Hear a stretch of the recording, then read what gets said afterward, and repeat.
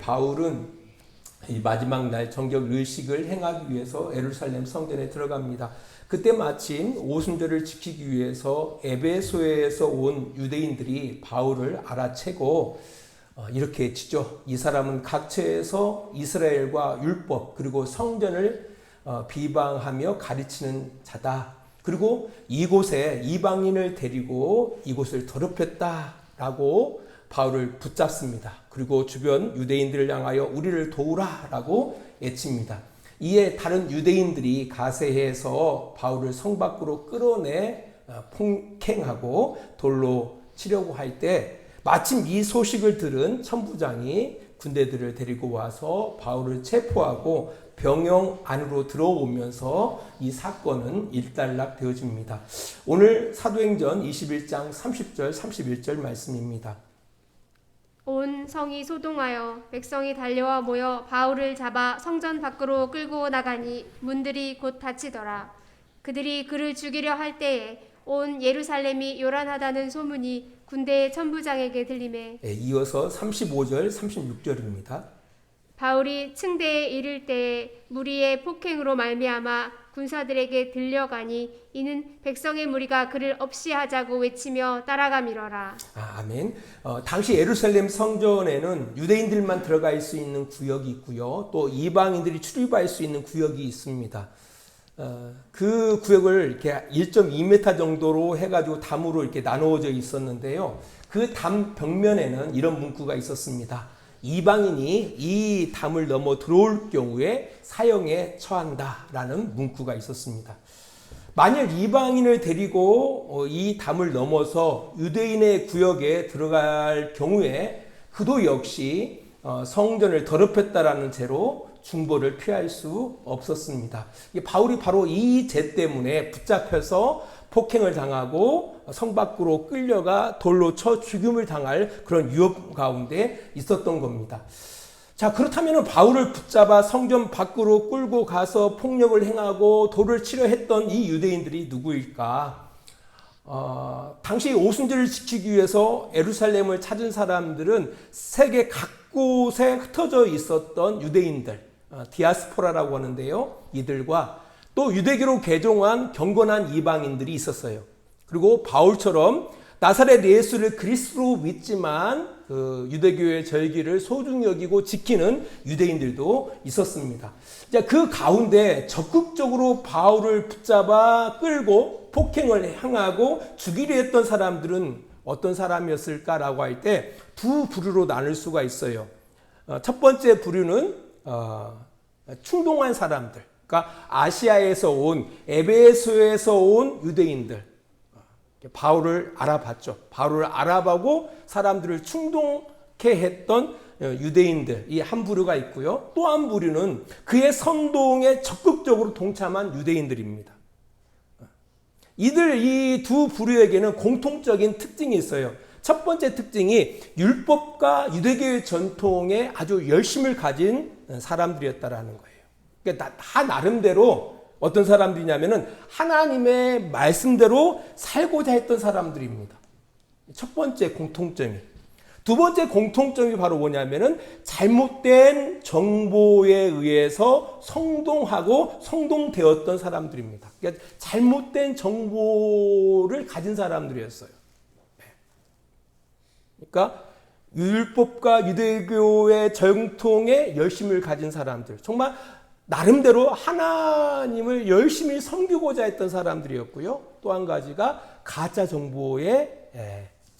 정보로 인해서 성동하고 성동되었던 사람들이었다라는 겁니다. 그들은 율법과 전통에 열심을 가진 사람들이었기 때문에 이전부터 유대인임에도 불구하고 율법을 업신 여기고 전통을 지키지 않는 사람들을 바라보면은 마음에 들지 않았을 거예요. 어떻게 율법을 지키는, 아니 이스라엘 사람으로서 율법을 없이하고 이스라엘의 전통을 저렇게 무시한단 말일까? 저런 사람들이 정말 하나님을 경외하는 사람일까라고 생각하면서 그들을 바라보면 그냥 눈에 가시처럼 여겼던 사람들이었을 거예요.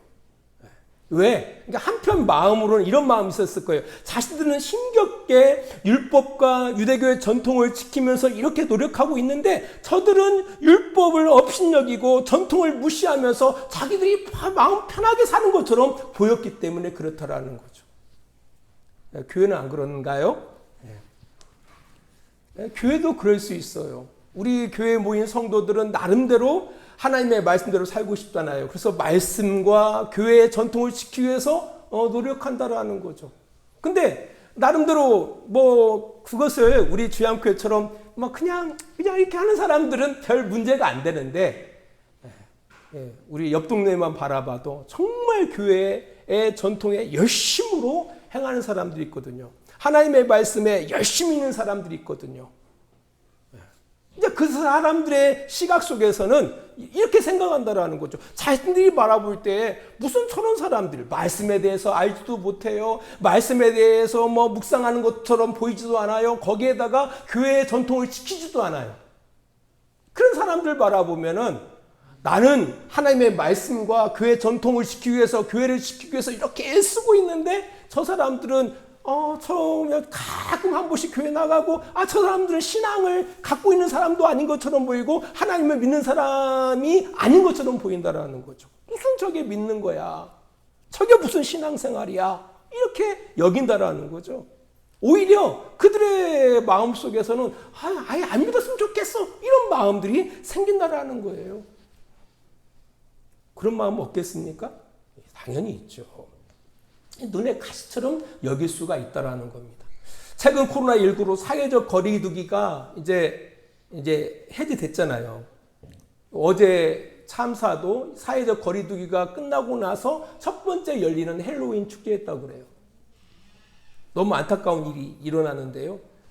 아무튼 그게 해제되어지면서 교회마다 교회 모임의 활성화를 위해서 엄청나게 노력하고 있어요. 근데 안타까운 것은 최근 목회 데이터 연구소에서 조사를 했는데요. 주일 예배에 반드시 교회에 나아가서 드려야 하느냐라는 이런 설문을 했는데요. 그 가운데 응답자 중에 34% 정도가 반드시 교회에 나가서 예배를 드려야 한다. 근데 반면 61.1%가 주일 예배 굳이 교회 나갈 필요가 있느냐? 뭐 온라인이나 가정 예배로 대체할 수 있다라고 생각을 하더라는 거예요. 이게 목회자들은 그렇지 않죠. 반드시 교회에 나와서 출석해서 하나님 앞에 예배해야 한다고 생각하는 거예요. 교회에 나와야 한다고 생각하는 거예요. 하지만 한 60% 정도의 성도들은 전혀 그렇게 생각하지 않는다라는 거예요. 이런 현실 속에서 당연히 목회자들은 걱정스럽죠. 앞으로 이 교회를 어떻게 지켜나갈 것인가? 이 말씀과 교회를 어떻게 지켜나갈 것인가? 반면 성도들은 좀 달라요, 생각들이.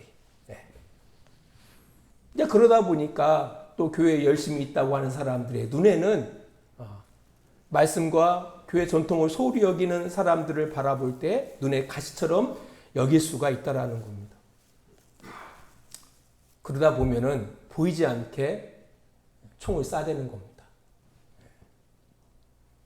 실질적으로 물리적으로 총을 쏴대는 것이 아니라 눈치를 주는 거죠. 눈치를. 그걸 정죄를 해요. 그러니까 우리가 꼭 물리적으로 폭력을 행하고 물리적으로 돌을 들어서 쳐야만이 폭력이 아니라 사람을 죽이는 것이 아니라 마음적으로 사람들에게 눈치를 주고 폭력을 행한다라는 거예요. 그런 폭력을 누가 가장 많이 행할까요? 당연히 목사들이죠. 제가 최근에 군산시 기독교연합회에서 부흥성회가 있었잖아요. 2박 3일 동안. 그 화두가 예배의 자리로 회복해야 한다는 거예요. 돌아와야 한다는 거예요. 하면서 이제 그런 메시지를 전달하는데 보니까 저도 많이 총을 맞았어요. 목사인 저도 총을 많이 맞았습니다. 이런 거예요. 이런 거. 근데 사실은 우리 외적으로는 뭐 이 유대인들이 생각하는 것처럼 율법과 유대교의 전통을 지키기 위해서라고 이렇게 핑계는 댈 수 있지만 솔직히 그 안에는 앞에서 이야기했던 것처럼 그런 마음들이 이렇게 숨겨져 있는 거예요. 자기 기준을 가지고 사람들을 평가하는 거죠.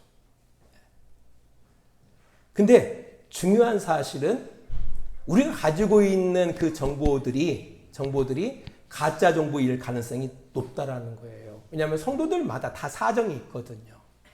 사정들이 있어요. 다 나름대로 인생을 살아가면서 사정들이 있다라는 거예요. 우리는 진실을 못 봐요. 우리는 사실을 알 수가 없습니다.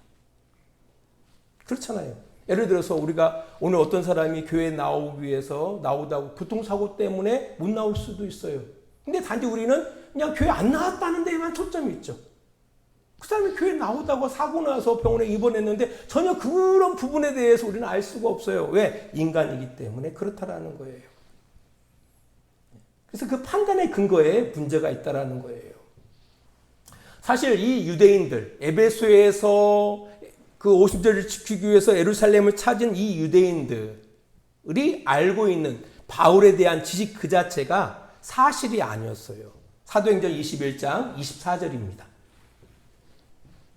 그들을 데리고 함께 결례를 행하고 그들을 위하여 비용을 내어 머리를 깎게 하라. 그러면 모든 사람이 그대에 대하여 들은 것이 사실이 아니고 그대도 율법을 지켜 행하는 줄로 알 것이라. 바울은요, 율법을 지키는 사람이에요. 어떤 누구보다도 유대교의 그 전통에 열심을 가지고 있는 사람입니다. 근데 사람들이 그 사실을 잘 모르고 있었다라는 거예요. 사실을 잘 모르고 있었다라는 거예요. 이뿐 아닙니다. 사도행전 21장 29절입니다. 이는 그들이 전에 에베소 사람 드로비모가 바울과 함께 시내에 있음을 보고 바울이 그를 성전에 데리고 들어간 줄로 생각함이로라. 예, 바울이요, 그 유대인들 가운데, 예루살렘 교회 가운데에서 하나님 앞에 철저하게 자기 인생을 하나님 앞에 드리겠다라고 서원한 사람을 데리고 예루살렘의 성전에서 결례를 행했거든요. 이제 그 사람들 가운데 드로피모하고 똑같이 생긴, 비슷하게 생긴 사람이 있었는가 봐요. 제 지난주에죠. 제 아내를 데리고 이제 그 교회 쪽으로 오는데 우리 교회 한 집사님하고 너무 닮은 사람이 있는 거예요. 그러니까 제 아내가 여보 김 집사님이야 그러는 거야. 그래서 왜 김 집사님이 저기 있어? 딱 보니까 비슷하게 생겼는데 아닌 것 같았어요. 그래서 성경 공부 가보면 알 거야 라고 해서 막상 교회에 왔더니 김 집사님이 계신 거예요. 착각할 수가 있다라는 거예요.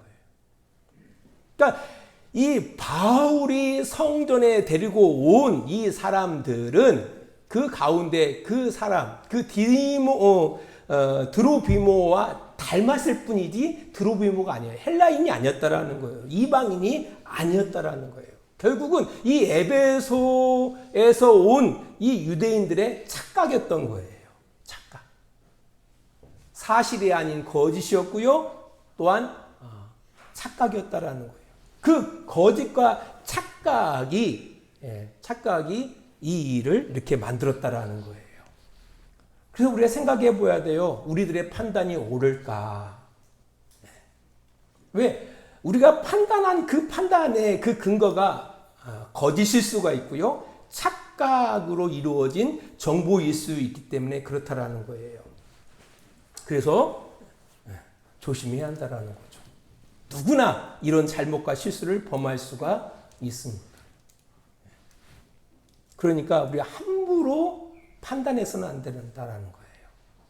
이들이 하나님의 말씀과 율법과 교회 전통에 유대교회 전통에 열심을 가지고 있어요. 당연히 그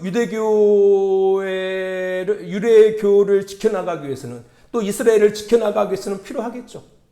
반대로 비슷하게 우리 교회들도 마찬가지로 우리가 하나님의 말씀을 지키고 또 교회 전통을 지키는 거 중요해요. 교회를 지켜나가는 데 있어서 정말 중요한 거예요. 때로는 그걸 지키기 위해서 뭔가를 판단하고 결정하고 뭔가 행해야 할 어떤 필요성을 느낄 때도 있다라는 거예요. 그러나 조심해야 한다라는 거예요. 왜? 누구든지 잘못할 수 있고 누구든지 실수하기 때문에. 왜? 우리는 우리는 사실을 판단하기에는 늘 부족해요. 우리도 늘 또 착각할 수 있기 때문에 그렇다라는 거예요. 그러면 우리가 어떻게 그 하나님의 말씀과 교회를 지켜나갈 것인가? 이런 질문을 할 수가 있어요. 그럼 우리가 어떻게 어떻게 지켜나가냐? 우리의 판단의 근거 그 자체가 거짓 수도 있고, 그죠?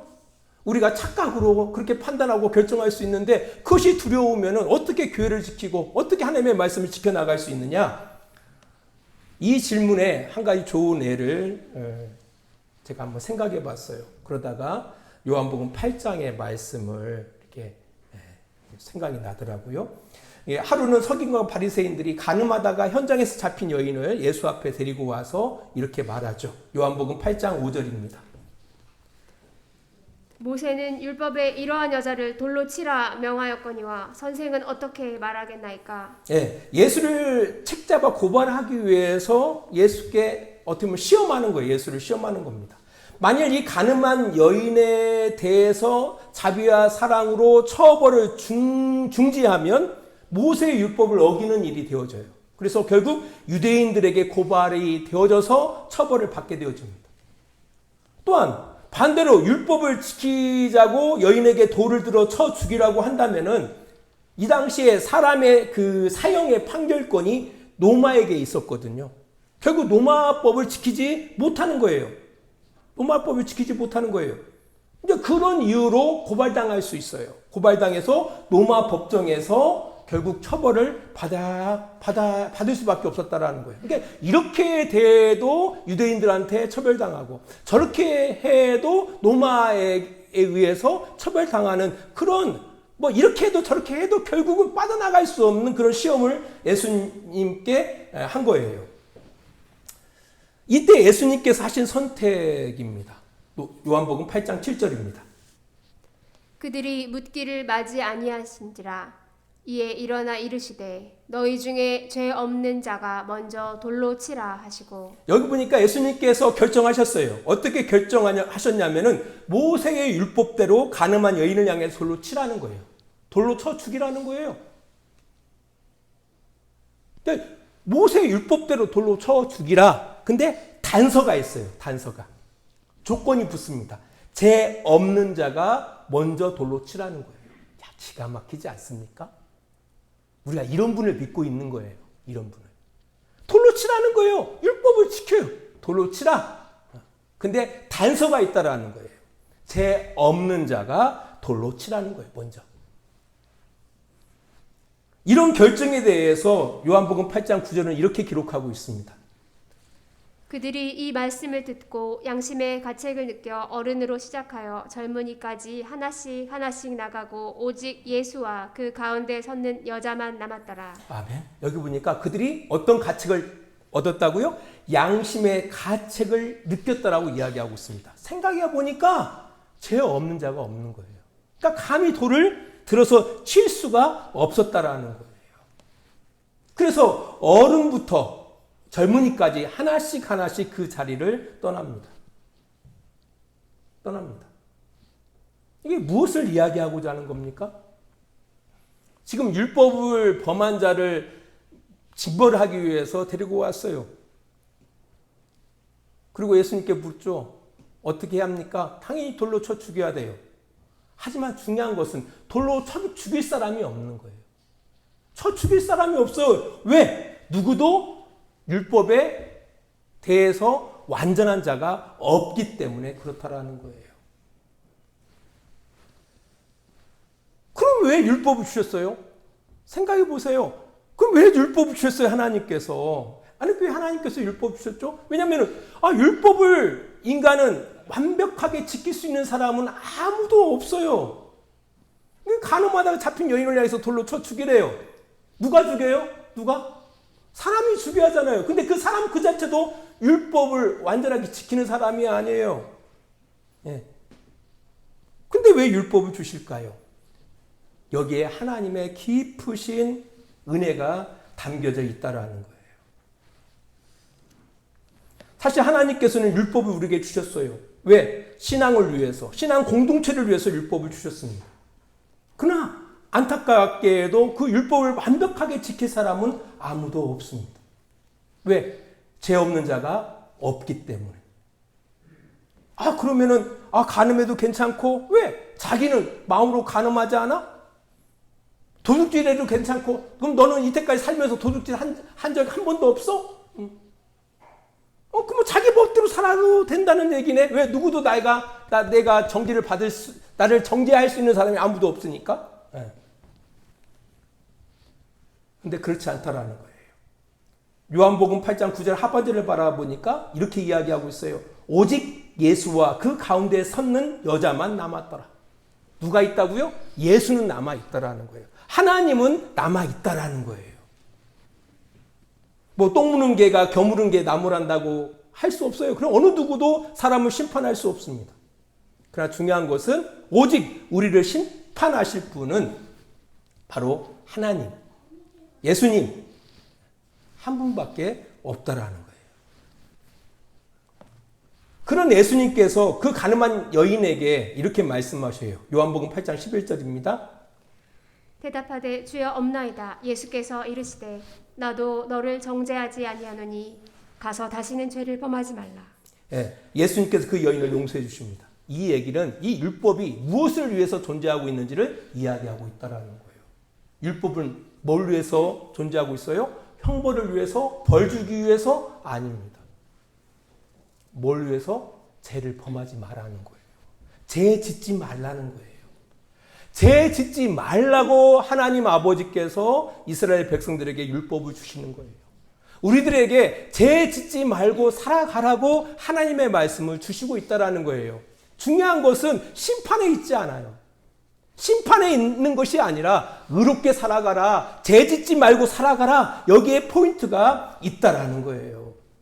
디모데전서 1장 9절입니다.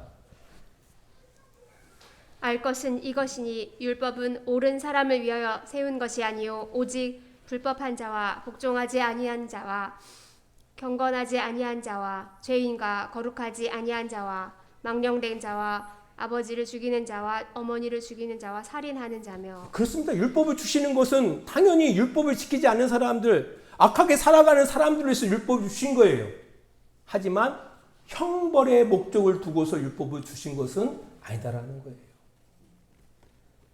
이게 중요한 거예요. 그럼 목적이 어디 있어요? 의롭게 하는 데 있어요. 우리를 옳게 살아가게 하시는데 율법이 주신 목적이 있더라는 거예요. 그래서 디도서 2장 14절입니다. 그가 우리를 대신하여 자신을 주심은 모든 불법에서 우리를 속량하시고 우리를 깨끗하게 하사 선한 일을 열심히 하는 자기 백성이 되게 하려 하심이라. 선한 일을 열심히 하는 자기 백성. 올바르게 살아가는 자기 백성 되게 하시려고 우리에게 뭘 주시는 거예요? 율법도 주시고 새 언약도 주시고 있다라는 거예요. 예수님이 주신 목적이 바로 거기 있어요. 예수님께서 십자가에서 우리를 위하여 죄를 담당하신 이유가 바로 거기 있다라는 거예요. 너 안 믿으면 지옥 가. 이게 아니라 내가 너를 용서하니 다시 범죄하지 마라. 괜찮아. 내가 용서했으니 다시는 범죄하지 마라. 라고 우리로 하여금 그 새 언약 대신 예수 그리스도를 주시고 있더라는 거예요. 이걸 우리가 깊이 생각하셔야 돼요.